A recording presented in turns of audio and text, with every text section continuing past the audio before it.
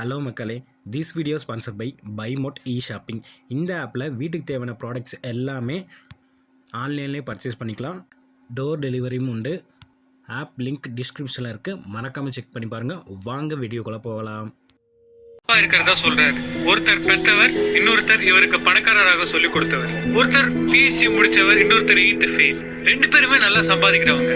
ஒருத்தருக்கு எப்பயுமே பண பிரச்சனை, ஆனா இன்னொருத்தரும் ஹவாயின் தீவோட மிகப்பெரிய பணக்காரராக போறாரு. ஒருத்தர் தம் பசங்களுக்கு கோடிகளை விட்டுட்டு போறாரு, இன்னொருத்தரோ கடனை விட்டுட்டு போறாரு. நம்ம எஜுகேஷன்ல இருக்க மிகப்பெரிய பிரச்சனை இதுதான். எங்கேயுமே பினான்சியல் மேனேஜ்மெண்ட்டையோ பணத்தை பத்தியோ சொல்லி கொடுக்க மாட்டாங்க. அதனால நம்ம குடும்பத்தினர்கிட்ட தான் நம்ம இந்த விஷயங்களை கத்துக்கிறோம். ஆனா அவங்க நம்ம எப்படி ஏழையாவே வாழறது அப்படின்றதான் சொல்லி கொடுக்குறாங்க. அவங்களுக்கு நம்மள பிடிக்காம இல்ல, அவங்களுக்கு தெரிஞ்சது அவ்வளவுதான்.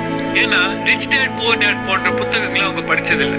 காம்ப்ளிகேட்டடான பல டிகிரியும் புக்ஸும் சொல்லிக் கொடுக்காத பிராக்டிக்கலான விஷயங்களை இந்த புத்தகம் சொல்லித்தரும். நீங்க ரெண்டு முக்கியமான வார்த்தைகளை புரிஞ்சுக்கணும்: ஆசெட் சொத்துக்கள் மற்றும் லயபிலிட்டிஸ் கடன்கள். சிம்பிளா சொல்லணும்னா, உங்களுக்கு பணம் கொடுத்தா அது ஆசெட், உங்ககிட்ட இந்த பணத்தை எடுத்துட்டு போனா அது லயபிலிட்டி. வீடு வாங்கிட்டீங்க, மார்ட்கேஜ்ல கடன்ல இருந்தா அது லயபிலிட்டி. அது இல்லாம ரெண்ட் வந்தா அது ஆசெட்.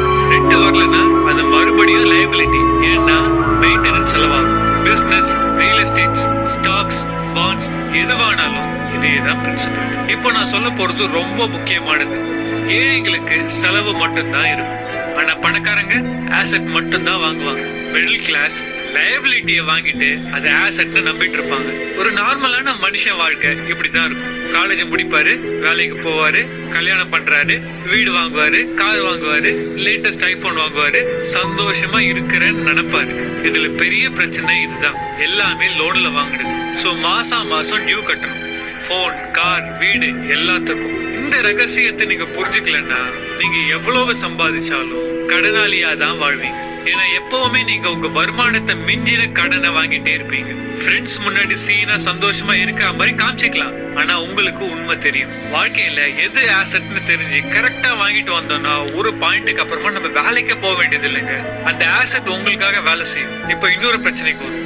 நீங்க எவ்வளவு சம்பாதிக்கிறீங்க அப்படின்றது முக்கியம் இல்ல, அதுல எவ்வளவு பணத்தை சேமிக்கிறீங்க அதான் மேட்டர். நீங்க மாசத்துக்கு 1 கோடி சம்பாதிக்கிறீங்கன்னு வச்சுப்போம், அதுல 1 ரூபாய் தான் சேமிக்கிறீங்கன்னு வச்சுப்போம். அப்போ நீங்க 1 கோடி சம்பாதிக்கல, 1 ரூபாய் தான் சம்பாதிச்சீங்க. நீங்க தமிழ் சினிமா ஹீரோன்னு வச்சுப்போம், கோடியா சம்பாதிக்கிறீங்கன்னு வச்சுப்போம். ஆனாலும் உங்க சம்பளத்துல 50% மேல கவர்மெண்ட்டுக்கு தான் கொடுப்பீங்க.